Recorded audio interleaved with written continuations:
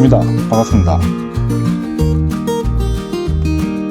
2023년도 기본형 공익집부금에서 농막이라든지 묘지, 퇴비장 등에 대해서는 공익집부금 신청 제외 대상이 된다고 지금 자료가 올라왔습니다. 그래서 그 내용을 좀 더 자세하게 좀 설명해 드릴게요.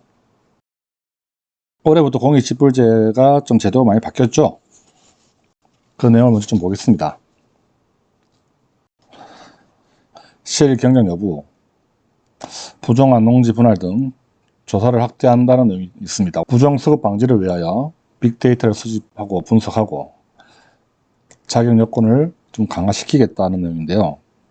주민정보라든지 토지 대장, 농지 대장 등을 통해서 각종 정보를 연계해서 분석한다는 내용이 있죠.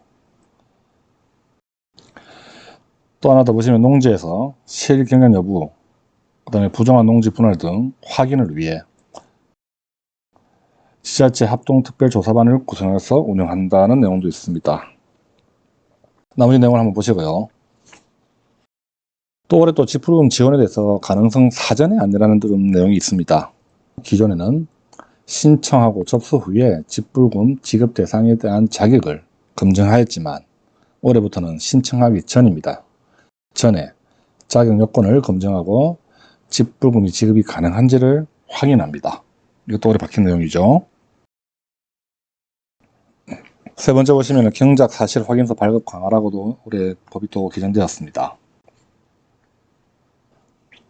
대표적으로 집불금을 최초로 신청하는 농업인입니다.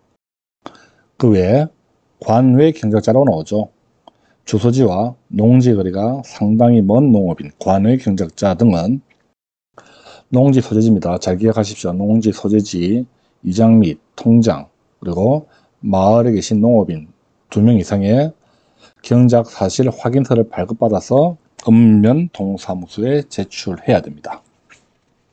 이것도 허위로 작성하거나 사실과 다르게 제출하는 경우에는 1년 이하의 징역 및 1천만 원 이하의 벌금을 내게 되죠. 마지막 하나 더 보겠습니다. 공익집불 지원 대상이 좀 확대가 되었죠. 농업경영체 등록은 되어 있으나 그동안 집불금을 지급하지 않았던 농지에 대해서 추가 지원이 가능해졌습니다. 집불금에 대한 지급 대상 농지 확대로 인해 약 56만 명이네요. 신규로 30만 명이 좀 수혜를 봅니다. 이 내용도 아마 여러분도 좀 이제 체크해 보시면 좋겠습니다. 이거 한번 보시죠. 실제 지급 대상은 농업인 자격 요건을 충족해야 합니다. 이거 영상 말미에 한번 더 설명드릴게요. 어제죠. 2월 23일 보도자료가 나왔는데요. 2023년 기본형 공익집불금 신청 유의사항 안내해가지고 보도자료 나왔습니다.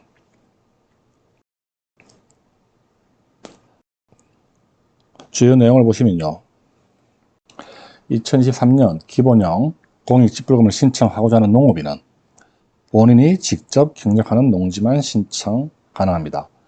폐경지, 농막, 묘지 등은 제외합니다. 그래서 다시 한번 더 신청 제외를 보면요. 폐경지, 묘지, 농막, 웅덩이, 퇴비장 등 농지라고 하더라도 농작물 재배에 이용되지 않는 농지입니다. 신청해서 제외한다는 내용이 어제 올라왔습니다. 그 내용을 자세히 좀 들여다볼게요. 그림으로 보면 좀 먼저 이해가 좀 빠를 것 같아서 먼저 그림을 좀 설명해 드릴게요. 농작물 재배에 이용되지 않는 농지 면적은 신청해서 제외한다. 대표적으로 폐경, 농사를 짓지 않는 땅이죠. 그 다음에 콘크리트 포장된 농로, 그 다음에 묘지, 그 다음에 농막입니다. 농막. 또 좀 더 보겠습니다. 그 다음에 농지의 주차장 설치, 실제로 농지인데 농지를 활용 안 하고 주차장으로 사용하는 땅이죠. 그 다음에 간이 좋은 저장고, 그 다음에 농지에 건축물들을 설치하거나 이렇게 자갈을 깐 땅들 많이 보이시죠. 또 마지막으로 퇴비장입니다. 지금 보셨던 8가지 정도는 농작물 재배에 이용되지 않는다 해서 농지 면적에서 제외시킨다는 내용이 어제자로 좀 올라왔습니다. 자, 부정수급 제재라는 내용도 나와 있는데요. 부정수급이란 거짓이나 부정한 방법으로 공익집불금을 신청 또는 수령하거나 농지 등을 분할하여 신청하는 경우를 말하는데요. 유형을 좀 보겠습니다. 위조라고 되어 있네요. 임대차 계약서 위조, 경작 사실 확인서 위조 등 서류를 허위로 작성해 신청하는 경우, 또 거짓 신체라 나와 있습니다. 양도세 감면이라든지 농업인 지위 유지 등을 목적으로 농지 소유자가 실제 경작하지 않으면서, 이 부분입니다. 실제 경작하지는 않으면서 집불금을 부당 신청 수령하는 경우에 나와 있습니다. 아마 이해를 좀 돕기 위해서는 이렇게 보시면 됩니다. 임대차 농지의 경우 실제 경작자가 아닌 임대인은 집불금을 신청하면 안 되고요. 실제 경작자인 임차인이 신청해야 됩니다. 또 밑에 내용을 보면 농지 분할이다, 그 다음에 무단 점유다 해가지고 부정수급 유형들이 나와 있습니다. 여기에 대한 제재로 보시면은 부정수급자는 부당이익금 전액을 환수합니다. 다음 부당이득 금액에 추가합니다. 최대 5배까지 제재금을 부과하고 또 최대 8년 동안 집불금 등록 신청도 제한시키겠다는 내용이 나왔습니다. 내용을 한번 보시기 바랍니다. 자, 세 번째입니다. 2023년 기본형 공익집불금 자격입니다. 자격 및 신청 기간인데요. 대상은 다시 한번 말씀드릴게요.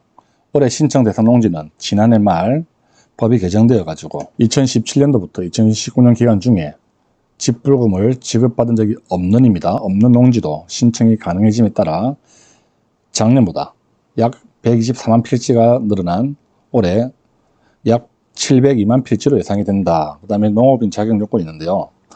자, 농업경시세 등록이 된입니다. 된.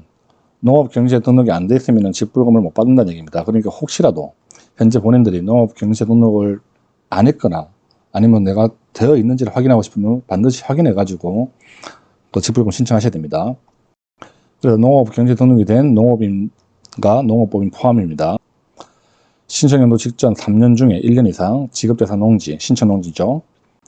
1000평방미터 이상의 농지, 법인은 5헥타르입니다. 이상 경작하였거나 연간 농산물 판매액이 120만 원 이상인 농업법인은 4,500만 원이네요. 자, 이거 한번 보시죠. 준수사항입니다. 공익집불에 대해서 교육이 수도해야 되고요. 이 집불금을 받으려면요.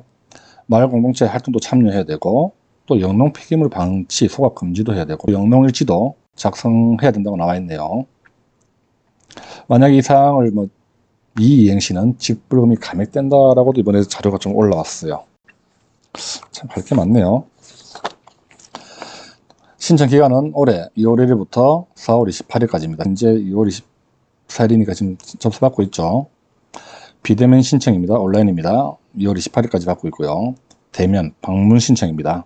3월 1일부터 4월 28일까지 2개월 동안 농지 소재지입니다. 농지 소재지의 읍면동 주민센터에서 발급받으니까 혹시나 온라인으로 신청 못하신 분들은 3월 2일부터 4월 28일까지 농지 소재지 주민센터에 가셔가지고 집불금 신청하시기 바라고요. 이번에 신청하게 되면 집불금을 받는 시기가 올해 11월 중으로 지급한다고 지금 나와 있습니다. 농업경제 등록이 누락되었거나 등록된 내용이 변경된 경우, 첫 번째 온라인입니다. 농림사업정보 시스템에 대해 확인이 가능합니다. 여러분들이 한번 들어가 보시면 되고요. 여기 보시면은 확인하는 데가 있습니다. 자, 두 번째는 전화로도 확인 가능하고요. 1644-8778번이네요. 국립농산물품질관리원에 방문하셔가지고 확인하는 방법이 있습니다. 그 밑에 내용을 한번 보시고요. 오늘 영상은 어제입니다. 2023년도 기본형 공익집불금 신청 유의사항 안내해가지고 자료가 올라왔습니다. 그 자료를 좀 참고해 보셔야 될 것 같고요. 영 자료 보기 싫은 분들은 아마 전화해 보십시오. 전화하셔가지고 공익집불지에 대해서 좀 이제 문의해 보시는 게 좀 도움이 될 겁니다. 자, 오늘은 공익집불금 신청에 대해서 안내해 드렸습니다. 오늘 영상 여기까지 하겠습니다.